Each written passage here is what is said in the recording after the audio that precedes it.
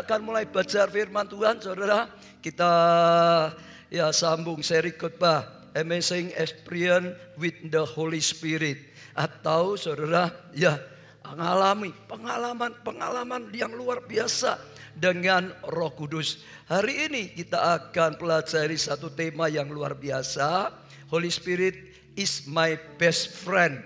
Atau Roh Kudus adalah sahabatku yang terbaik, saudara. Nah, saudara, saya percaya ini suatu firman Tuhan yang luar biasa sekali.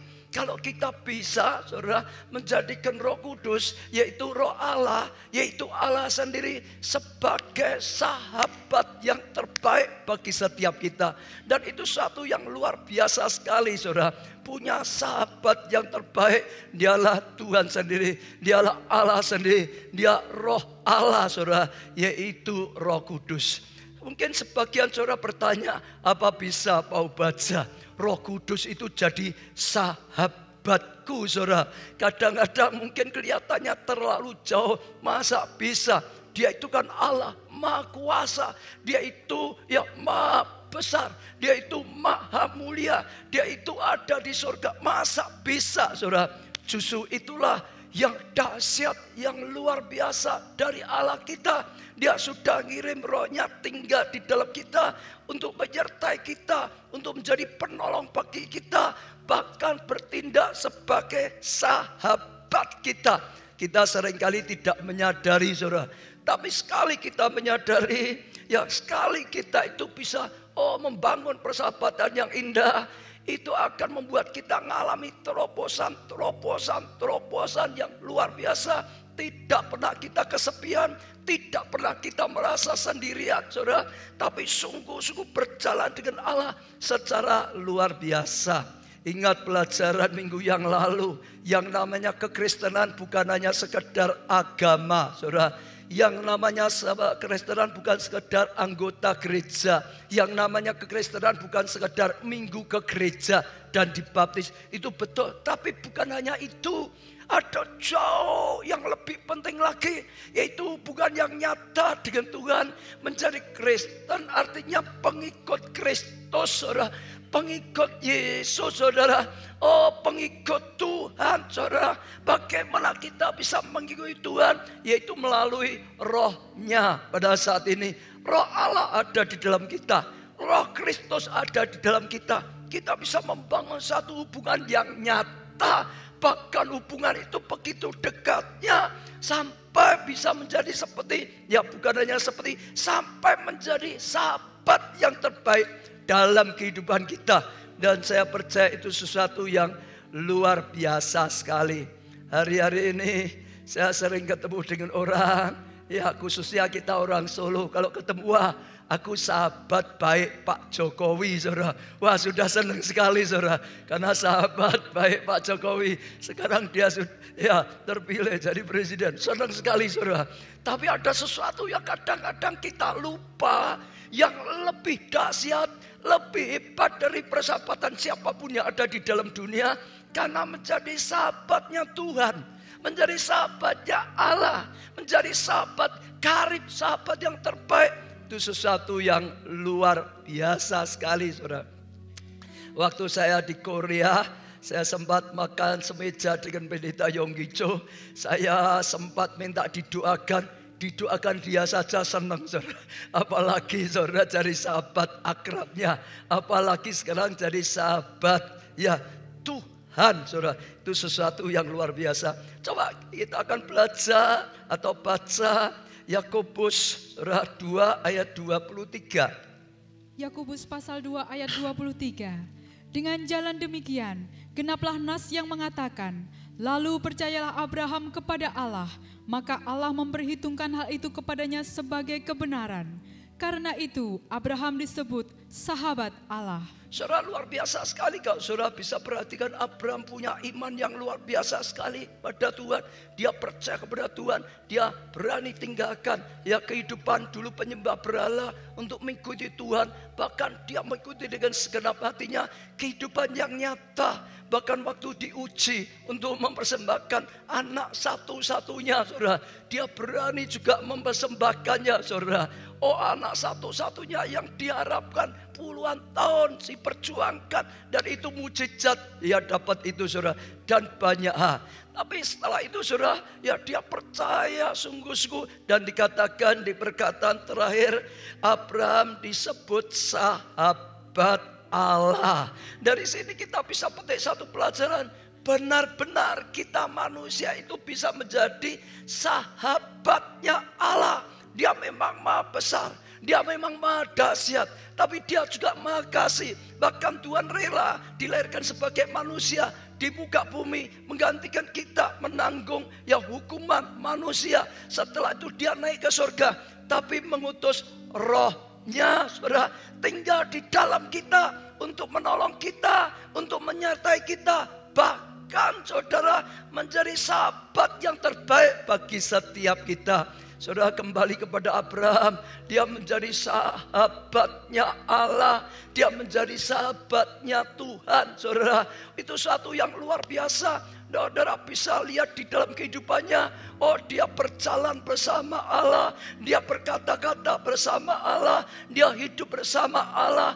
Bahkan saudara, Tuhan itu sangat senang sekali sampai dijanjikan kepada Abraham bahwa keturunannya akan menjadi bangsa yang luar biasa, bangsa yang besar karena sahabat saudara, dan juga karena dia menjadi sahabat Allah sampai dikatakan dia akan diberkati luar biasa supaya dia bisa menjadi berkat. Kenapa? Sahabatnya Allah sendiri. Bahkan sampai dikatakan, siapa berani mengutuk Abraham? Ini sahabatku, sahabatnya Allah, akan aku kutuk sendiri gitu saudara. Lalu siapa berani memberkati Abraham? Mau memberkati Abraham, ini sahabatku, maka juga akan aku berkati dia. Luar biasa saudara, dan luar biasa. Dan janji Tuhan bukan hanya sekedar janji.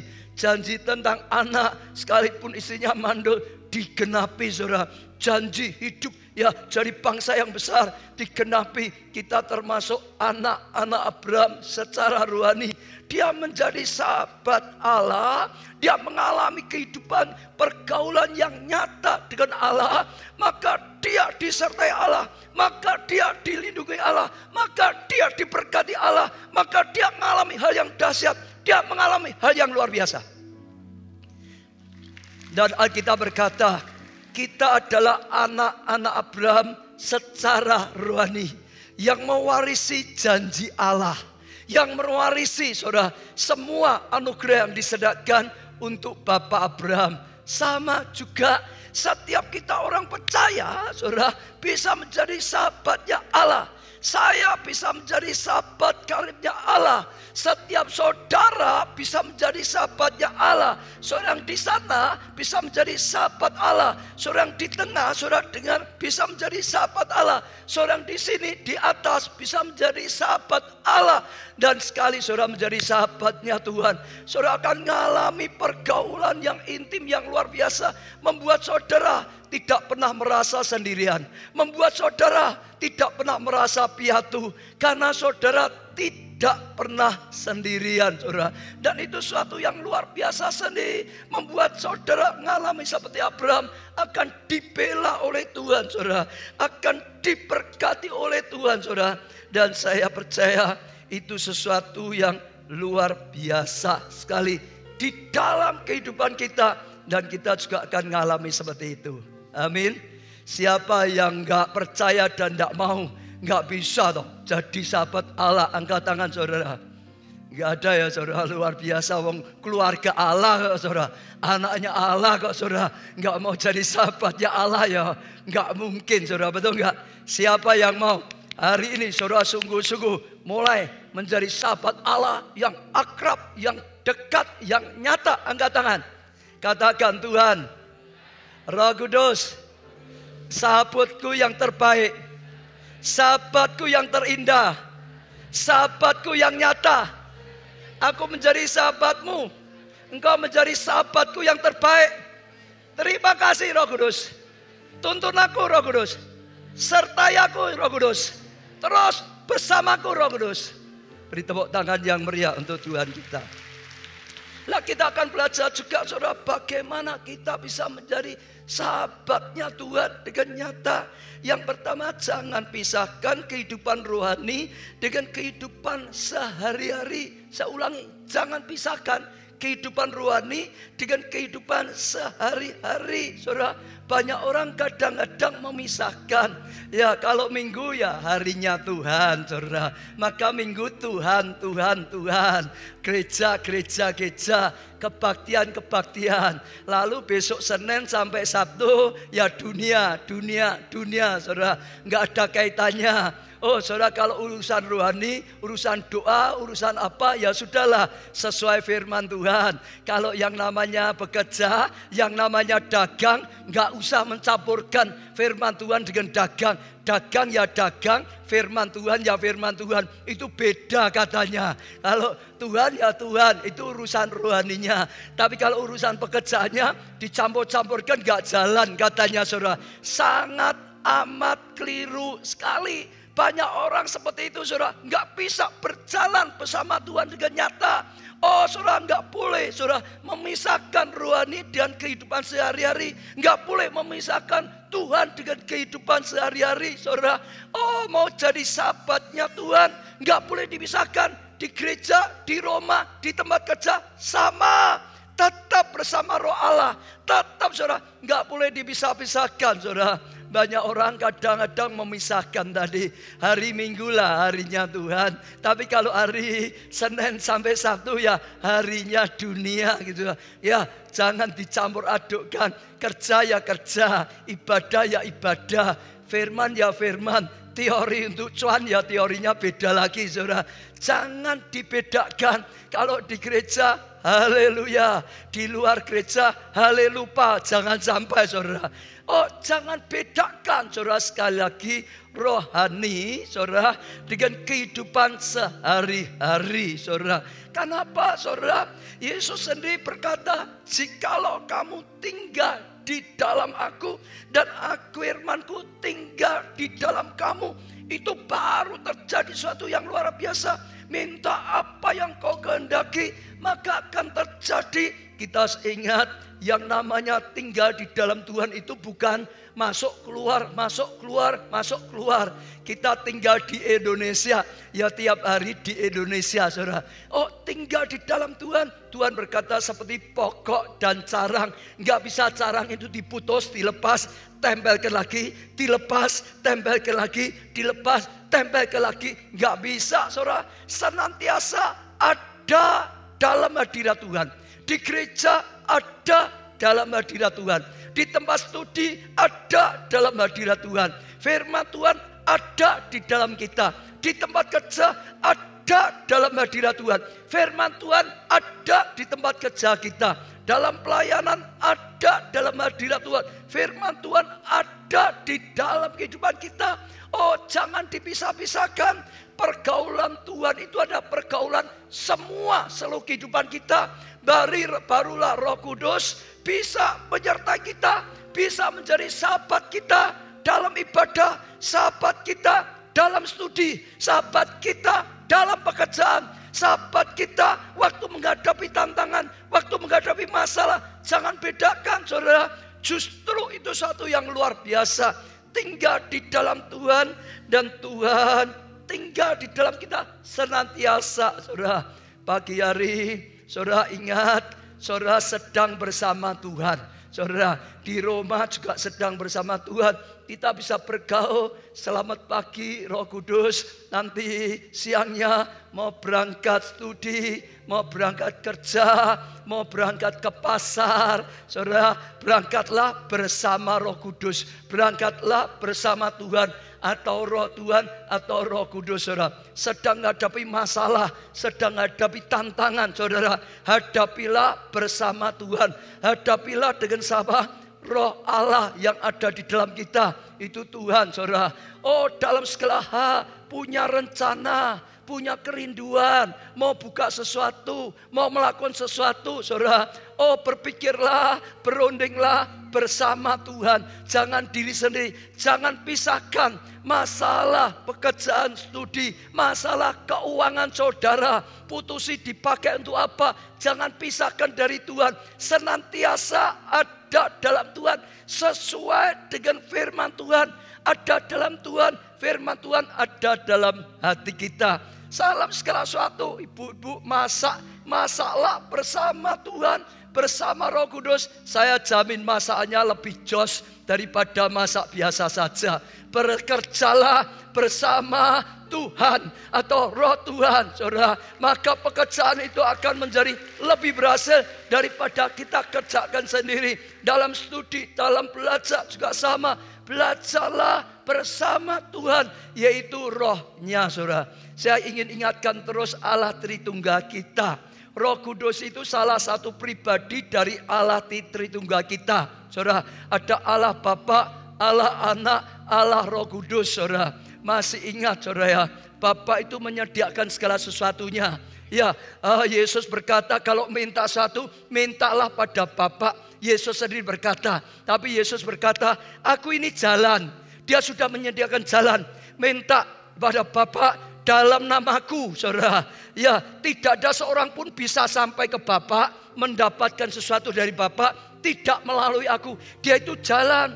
Dia juga berkata, aku jalan kebenaran dan hidup. Dia berkata, akulah jalan yang benar, yang bisa mendatangkan kehidupan, yang mati bisa hidup, ketemu pertolongan dari Allah. Itu dia, saudara. Di atas kayu salib, waktu dia menyerahkan dirinya, saudara, terima hukuman kutuk dosa, terciptalah jalan itu, saudara. Dia jalan, saudara. Lalu Tuhan Yesus berkata, aku akan naik ke surga, kirim Rohku. Dia akan menjadi penolong. Dia akan menyertai kamu. Kamu tidak akan piatu. Aku menyertai melalui Rohku, saudara. Roh Kudus turun. Roh Kudus bertugas apa? Yang menuntun kita. Menuntun kita mengerti jalannya yang disediakan oleh Yesus. Mengerti firman-Nya. Firman itu jalan. Roh Kudus yang menolong kita apa? Kita bisa berjalan sesuai dengan firman. Kita bisa berjalan sesuai dengan jalan yang ditunjukkan oleh Tuhan, disediakan oleh Tuhan, sampai ke Bapa yang membuat, yang menuntun kita, sampai kepada Bapa menuntun kita. Dapatkan apa yang dijanjikan oleh Bapa, itu Roh Kudus. Dia penolong. Maka dalam kehidupan, jadikan dia itu sahabat, saudara. Sehingga dia menuntun setiap kita, sehingga dia menolong setiap kita. Dan itu sesuatu yang luar biasa, saudara. Roh Kudus itu membuat karya Yesus nyata. Yesus berkata, aku menyertai. Dia sudah naik ke surga. Dia menyertai melalui apa? Roh-Nya. Roh Kudus itu disebut Roh Allah. Roh Kudus juga disebut Roh Kristus. Roh-Nya Yesus, saudara. Jadi itu satu kesatuan, saudara. Kita bergaul dengan Roh Kudus, artinya kita bergaul dengan Yesus, artinya kita bergaul dengan Allah Bapa, kita bergaul dengan Tuhan, itu bergaul dengan Roh Kudus. Beri tepuk tangan yang meriah, saudara. Ya, tinggallah di dalam Dia, saudara. Jadikan itu pergaulan yang nyata, dan itu sesuatu yang luar biasa, saudara. Saat dicela orang, saudara, hadapi, saudara, jawablah, saudara, bersama Roh Allah, saudara. Saat diberkati, pakai berkat juga, saudara, bersama Roh Allah. Saudara akan lihat sesuatu yang luar biasa. Efesus 6 ayat 18. Efesus pasal 6 ayat 18. Dalam segala doa dan permohonan, berdoalah setiap waktu di dalam roh, dan berjaga-jagalah di dalam doamu itu dengan permohonan yang tak putus-putusnya untuk segala orang kudus. Ya, luar biasa dikatakan di sini, berdoalah setiap waktu, saudara. Ya, kita harus mengerti apa artinya berdoa setiap waktu. Berdoa itu berbicara pada Allah. Ya, kadang-kadang kita menganggap kalau berdoa harus berhenti dulu, diam dulu, tunduk kepala, lalu mulai bicara dengan Tuhan. Benar, saudara, itu berdoa. Tapi yang namanya berdoa bukan hanya itu saja. Setiap saat, saudara, itu sudah pasti tadi dikatakan. Bahkan kadang-kadang masuk ruang khusus seperti Daniel, punya ruang doa khusus, itu berdoa. Tapi berdoa itu artinya berbicara kepada Tuhan. Kita bisa berbicara pada Tuhan dengan waktu khusus, dengan sikap khusus, Tapi kita bisa berbicara juga kepada Tuhan setiap waktu, setiap saat, setiap situasi. Bangun tidur masih di tempat tidur, kita bisa menyapa Tuhan, berbicara pada Tuhan, saudara. Oh, saat kita sedang naik kendaraan, ya sepeda motor, mobil, kita bisa berbicara kepada Tuhan, saudara. Waktu kita sedang berjuang, menghadapi relasi, menghadapi tantangan, kita bisa menghadapi sambil berbicara dengan Tuhan. Oh, caranya dengan Tuhan gimana? Dengan Roh-Nya, yaitu siapa? Roh Kudus, saudara. Kita punya rencana, benar enggak ya? Saudara bisa tanya Tuhan. Tanyanya dengan siapa? Tuhan di surga. Dengan Roh-Nya Tuhan yang ada di dalam kita. Dia itu sama, saudara.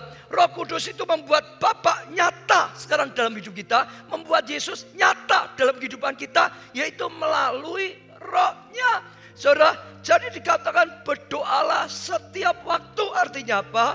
Hidup bersama Tuhan setiap saat, saudara.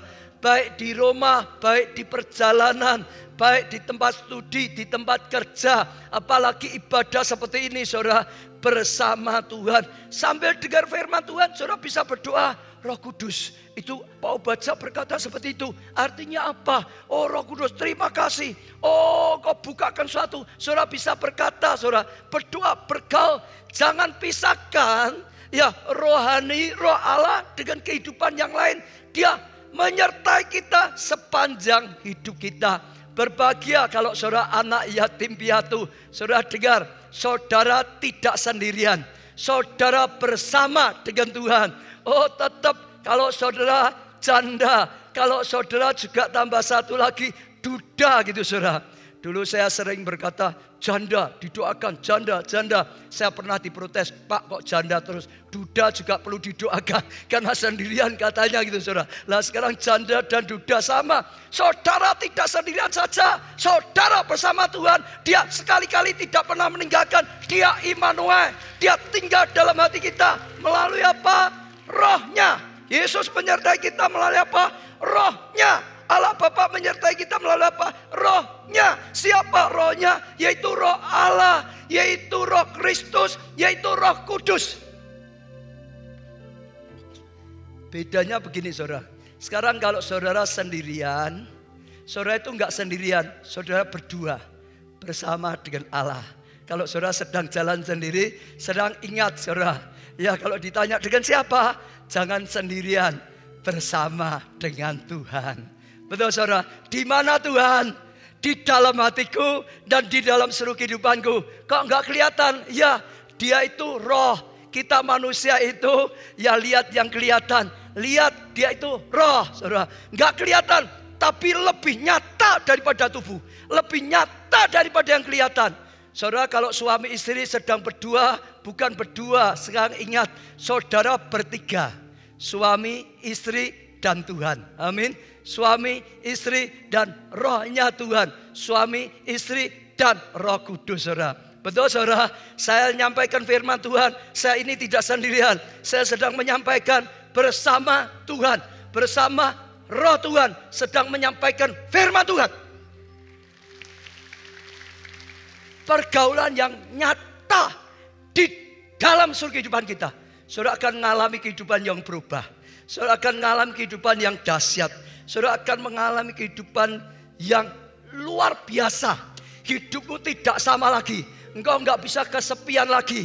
Engkau enggak bisa merasa, oh enggak ada yang lain lagi. Engkau punya sahabat yang terbaik, yaitu Allah sendiri, yaitu Tuhan sendiri. Melalui Roh-Nya, yaitu Roh Allah.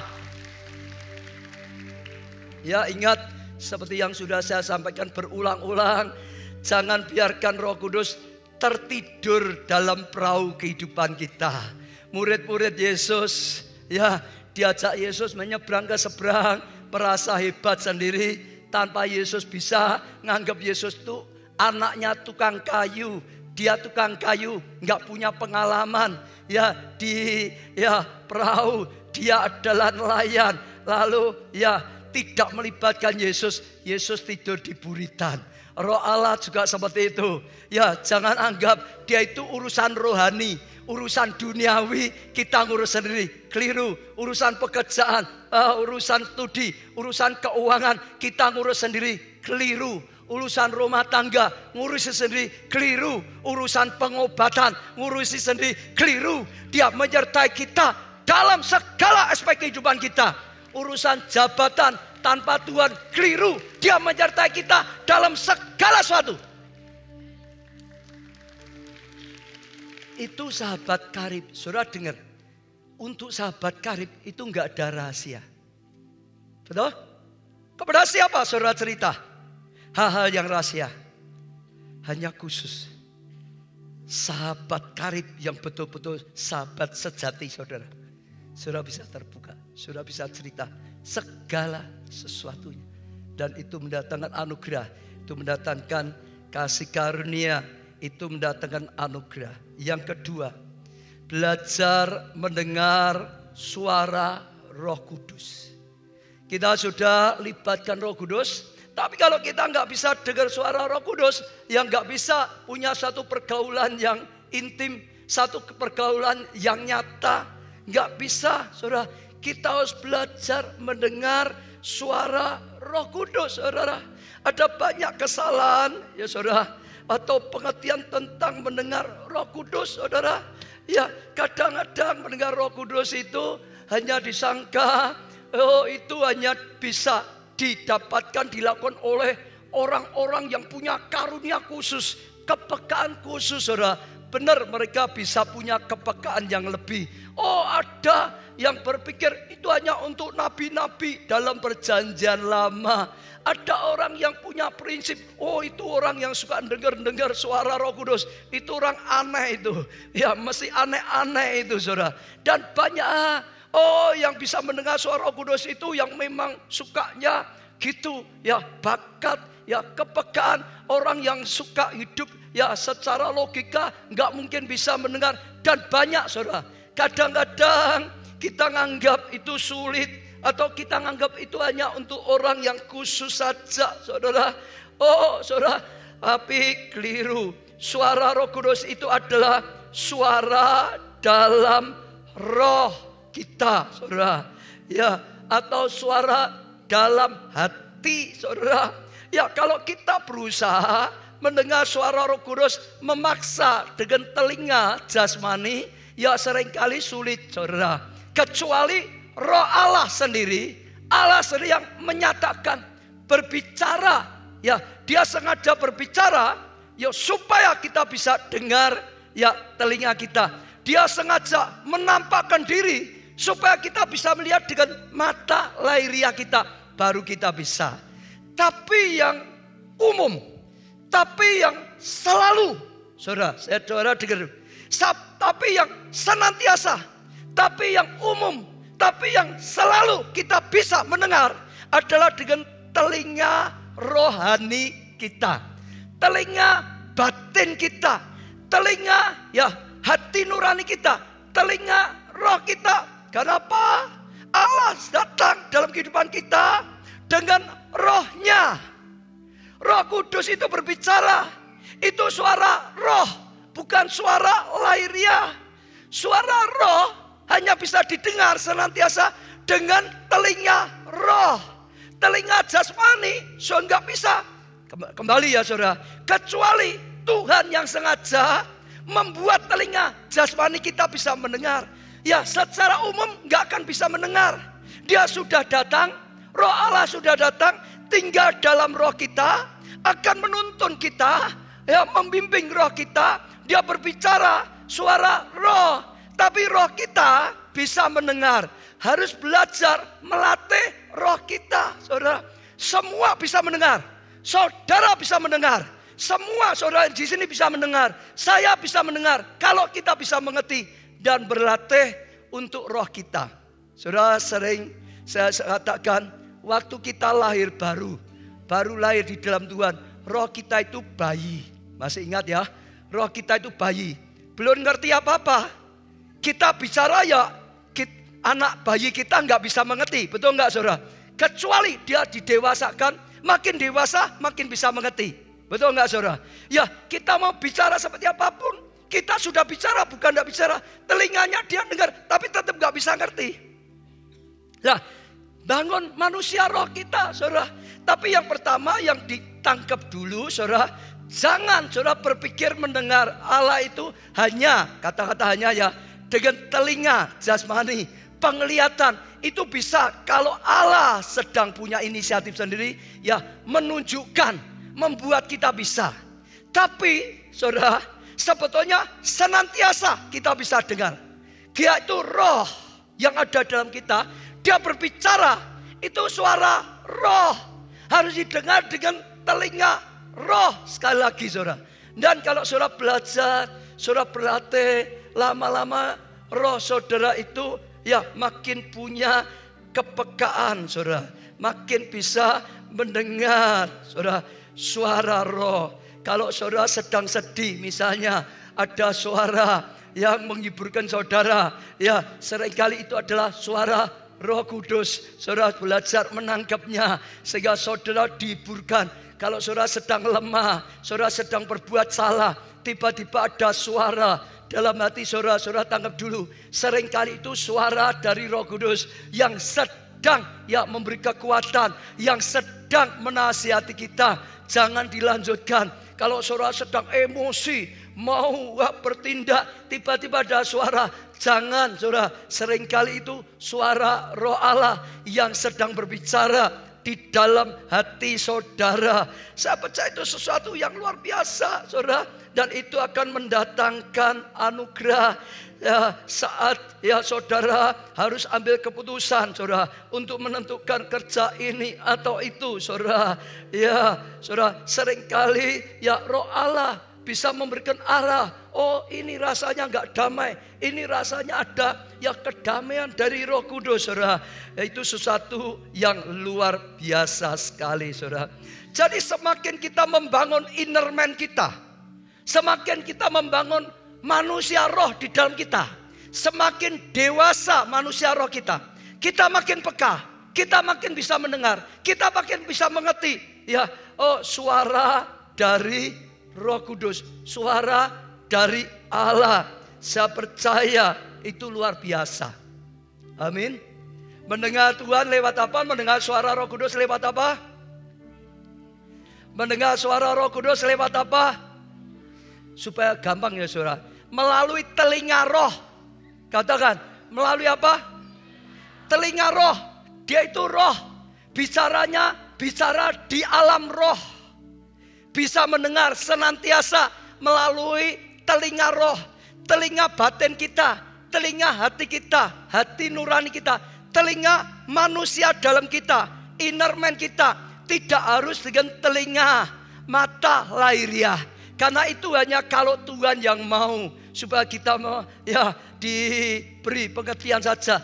Tapi hari demi hari, setiap saat kita bisa bergaul dengan Tuhan. Dapat perkataan dari roh Allah, dari Tuhan atau rohnya, itu melalui telinga roh kita. Amin. Beri tepuk tangan yang meriah. Lalu sekarang kita masuk lebih dalam lagi. Juga hati-hati juga ya, bagaimana waktu kita merasa mendengar dalam hati kita, dalam batin kita, dalam roh kita. Ini benar suara roh kudus atau bukan? Atau suara roh jahat? Saudara juga harus hati-hati saudara. Betul saudara? Ini benar enggak? Sebab kalau enggak hati-hati juga bisa salah. Kita ingin belajar, tapi yang tepat, yang benar. Sehingga nanti kita sungguh-sungguh berjalan dengan Tuhan luar biasa. Bagaimana kita bisa mengerti ini suara Tuhan atau tidak? Ini suara ya Allah, suara Yesus, suara roh Allah atau tidak saudara? Bagaimana kita bisa tahu saudara? Yaitu saudara melalui firman Tuhan saudara. Kuncinya adalah firman Tuhan saudara. Kita harus dewasa dalam firman. Kita harus banyak belajar dari firman. Makin saudara mengerti firman Tuhan, saudara akan mengerti ini dari Tuhan atau bukan. Karena firman Tuhan itu Tuhan. Suaranya Tuhan. Pada mulanya adalah firman. Firman itu bersama dengan Allah. Firman sendiri itu Allah. Suaranya Tuhan, saudara. Iya, saudara. Oh, saudara, saat kita mendengar suara, ini suara Tuhan atau tidak? Gampang. Ini sesuai dengan firman atau tidak, saudara. Kalau perkataan ini adalah perkataan firman, sesuai dengan firman, ya firman itu Allah. Allah sedang berbicara, Allah sedang berkata-kata. Tapi kalau bertentangan dengan firman, ini bukan Tuhan, saudara. Karena firman itu ada perkataan Tuhan. Firman itu Tuhan sendiri. Diceknya yang paling utama adalah sesuai dengan firman atau tidak. Misalnya lah, ya, ada orang yang saudara sedang disakiti, lalu saudara sakit hati, ada suara balas. Ini dari Tuhan atau bukan? Tuhan atau bukan? Kenapa bukan? Kenapa bukan? Kenapa? Firman Tuhan berkata ampuni, bukan balas. Mudah, saudara. Itu bisa suara hati kita yang emosi, saudara. Oh, saudara, jangan dengarkan. Tolak dalam nama Yesus. Itu bukan dari Tuhan. Kita melatih kepekaan, dengar suara, saudara, dari roh kita, dari hati kita. Tapi diuji dengan firman, gitu, saudara. Lalu ini istrinya orang lain. Oh, Tuhan berkata, aku harus rebut dia. Itu istri saya, gitu, saudara. Nah, itu dari Tuhan apa bukan? Dari Tuhan apa bukan? Mudah atau saudara? Betul enggak, saudara? Betul enggak, saudara? Dari Tuhan atau bukan itu mudah, saudara. Lalu firman. Maka Tuhan berkata, renungkan firman-Ku siang dan malam. Belajari firman, belajari firman, belajar firman. Kalau saudara enggak ngerti firman, firman itu ya suara Tuhan. Firman itu perkataan Tuhan. Firman itu Tuhan sendiri. Ada suara yang lain, saudara enggak bisa tahu ini Tuhan apa bukan. Karena suara Tuhan saudara enggak kena. Makin kena firman, saudara makin kena suara Tuhan. Firman itu Tuhan, saudara. Firman itu perkataan Tuhan sesuai dengan firman. Saya sering kali berkata, saudara di sini kalau dapat uang palsu bisa tahu apa tidak? Ini palsu, ini asli, bisa tahu enggak? Bisa tahu enggak? Hah? Bisa tahu tidak? Kalau saudara bisa tahu karena saudara tahu yang asli, saudara nanti mudah. Kalau Titin harus tahu ini, di bank harus tahu. Uang palsu, pegangannya uang terus, saudara. Tapi kalau saudara ya terima uang Rusia yang asli atau palsu, saudara tahu enggak? Uang Rusia kayak apa aja enggak tahu, saudara. Betul enggak, saudara? Enggak mungkin tahu palsunya kayak apa. Harus tahu yang asli dulu, betul enggak, saudara? Baru bisa tahu yang palsu. Demikian juga firman Tuhan. Dengan mendengar perkataan Tuhan. Perkataan Tuhan yang asli saja enggak ngerti kok. Jadi yang palsu ya enggak tahu. Palsu atau tidak enggak tahu. Kalau ada orang nubuat, ya besok Februari Tuhan Yesus datang. Lalu ganti lagi, besok Oktober Tuhan Yesus datang. Itu dari Tuhan apa bukan?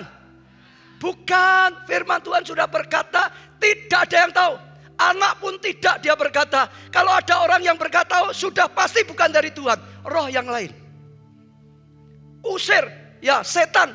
Dengan tepung, dengan macam-macam tongkat, bendera. Dari Tuhan apa bukan? Bukan.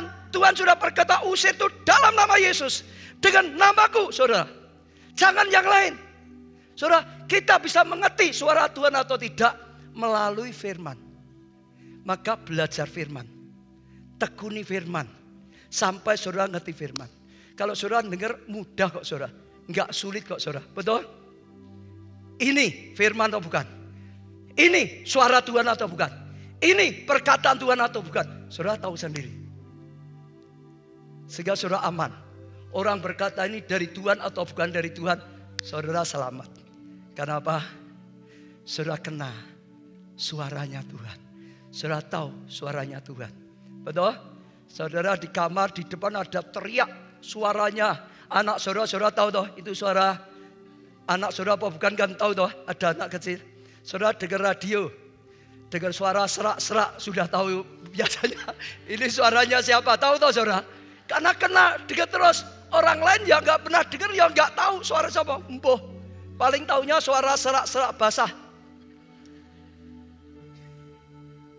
Betul saudara? Dengar melalui apa? Tangkap dulu. Firman. Firman yang tidak cocok tolak. Bukan dari Tuhan. Kita penting saudara. Tuhan selalu berkata apa? Dua. Roh dan firman. Seimbang. Kalau hanya roh-roh saja. Ngeroh. Itu sesat. Nanti bisa tertipu. Ditipu oleh roh jahat. Roh jahat itu ingin memasukkan. Roh jahat itu ingin menyesatkan senantiasa. Ya, roh Allah ingin menuntun kita. Supaya kita bisa mengerti. Sungguh. Roh dan firman. Diuji dengan firman. Kalau tidak cocok dengan firman. Itu bukan suara roh Allah. Oh, firman itu suara Tuhan. Firman itu suara Roh Kudus. Mendengar suara Kudus. Berlatih. Supaya kita tahu itu melalui firman. Katakan sebelah. Yang tidak sesuai firman, tolak. Katakan gitu. Katakan kiri. Yang tidak sesuai firman, tolak. Katakan saudara. Amin saudara. Yang terakhir saudara. Mulut yang penuh dengan puji-pujian. Mulut yang penuh dengan apa saudara? Puji-pujian saudara. Mazmur 71 ayat 8 dikatakan.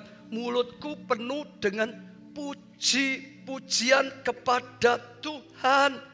Dengan penghormatan kepadamu sepanjang hari. Ini yang dilakukan oleh Tuhan Yesus. Tuhan Yesus. Ini yang dilakukan oleh Daud, saudara. Oh, mulutnya penuh dengan puji-pujian. 7 kali sehari aku memuji-muji Tuhan, saudara. Hidupnya penuh dengan pujian bagi Tuhan. Maka apa, saudara? Dia itu menyenangkan hatinya Tuhan. Dia itu menyentuh hatinya Tuhan. Dia menjadi intim dengan Tuhan. Dia menjadi sahabat dengan Tuhan. Dia menjadi akrab dengan Tuhan. Dan saudara juga lihat, ya, Daud sama dengan Abraham. Tuhan itu sangat murah hati pada Daud. Tuhan itu melindungi Daud. Tuhan itu memberi petunjuk pada Daud. Tuhan itu menyertai Daud. Tuhan itu memberkati Daud luar biasa sekali. Karena mulutnya penuh dengan puji-pujian kepada Tuhan. Saudara suka dicela atau dipuji? Sekalipun juga harus hati-hati. Pujian itu ada yang yang tipuan saja, ada yang tidak baik. Tapi saudara dengar, pujian itu membangun hubungan. Saya katakan, pujian itu membangun hubungan. Katakan saudara, pujian itu membangun hubungan. Kalau dalam keluarga, saudara lihat ya sekarang, suami istri yang suka mencela pasangannya, hubungannya akrab atau tidak? Ya akrab. Tapi suami istri yang suka memuji satu dengan yang lain, pujian yang tulus ya saudara ya. Dari hati nurani yang tulus memuji. Makin banyak pujian yang tulus, hubungan suami istri akrab. Kalau saat ini hubungan suami saudara enggak akrab, coba uji. Mungkin saudara sudah lupa memuji. Kapan terakhir memuji pasanganmu? Coba dilihat. Celaan, celaan, celaan. Kamu ini, kamu itu, celaan. Yang dicela nangis, sakit hatinya, pilu hatinya. Betul saudara? Ayo, ayo, betul enggak? Puji saudara. Ya, yang tulus. Yang penting ada yang tulus saudara. Apalagi orang sedang jatuh. Pasangan saudara sedang lemah, sedang jatuh. Jangan malah ditekan, jangan malah disalahkan lagi saudara. Dipuji, diberi kekuatan. Hubungan orang tua dan anak. Ayo, sama. Orang tua yang mencela anak terus atau sebaliknya anak mencela orang tua. Hubungan itu pasti jauh. Gak bisa akrab. Hubungan dalam kelompok sel. Kalau mencela terus dalam gereja. Mencela satu yang lain. Terus isinya mengkritik terus. Isinya mencela terus. Hubungannya gak bisa akrab. Tapi kalau ada pujian yang tulus. Yang baik dipuji. Wah pujiannya tadi luar biasa loh ya. Senang tau saudara yang dengar senang tau.